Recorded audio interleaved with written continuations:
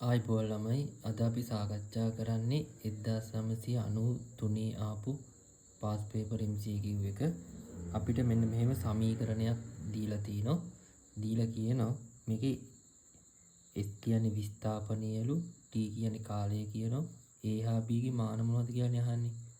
දැන් මෙතන වරහණක් තියෙන හින්දා අපි මුලින්ම මේ සමීකරණය වරහණ අයින් කරගන්නවා. ඒකට අපිට පුළුවන් මේක වැඩි කරන්න මෙයත් එක්ක. වැඩි කරාම a t වර්ගය.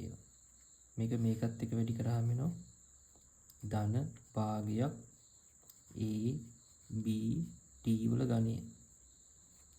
දැන් මේක එකතු කිරීමකින් වෙන්විච්ච සමීකරණයක්. මේක මාන වලින් තියෙන අවශ්‍යතාවය තමයි මේක නිවැරදි සමීකරණයක් නම් s ගේ මාන සමාන වෙන්න ඕනේ at ගේ වර්ගයේ මාන වලට. එයා සමාන වෙන්න ඕනේ මෙන්න මේ කෑල්ලෙම මාන වලට. ඕක තමයි නිවැරදි සමීකරණයක් නම් මාන වශයෙන් තියෙන අවශ්‍යතාවය. දැන් අපිට පුළුවන් a හා b ගේ මාන හොයන්න පුළුවන්. මේ දෙන්නව සමාන කරා නම් අපිට a හොයන්න පුළුවන්.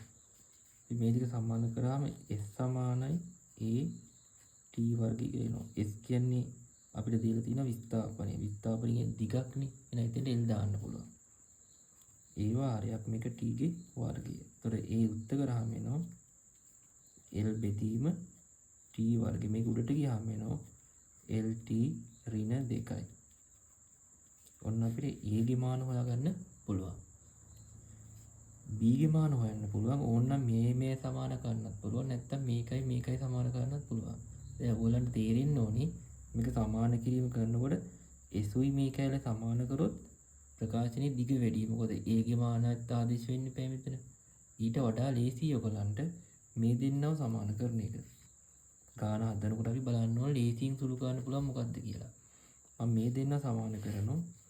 එතකොට at වර්ගයේ සමාන කරනවා භාගයක් a b t වර්ගය.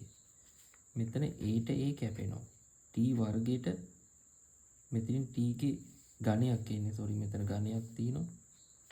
මෙතනින් එක t වර්ගයක් කැපුණාම එකක් ඉතුරුයි. ඒතර අපිට මේ පැත්තේ එක සමානයි. මේ භාගය කියන එක වැඩක් නෑ. එයාට ඒකක මාන නැහැ, ඉලක්කම කර නැහැනේ. අපිට ඉතිරිනෝ bt කියලා. දැන් මේකට මාන ආදේශ කරාම එක සමානයි b වාරයක් t. t b උත්ත කරාම එනවා 1ට t. මේ t උත්ත ගියාම එනවා t ඍණ 1යි. ඔන්න අපිට ඔතනින් පුළුවන් b ගේ මාන හොයාගන්න ඕනේ. දැන් a ගේ මානත් එව්වා, b ගේ මානත් අපි එව්වා.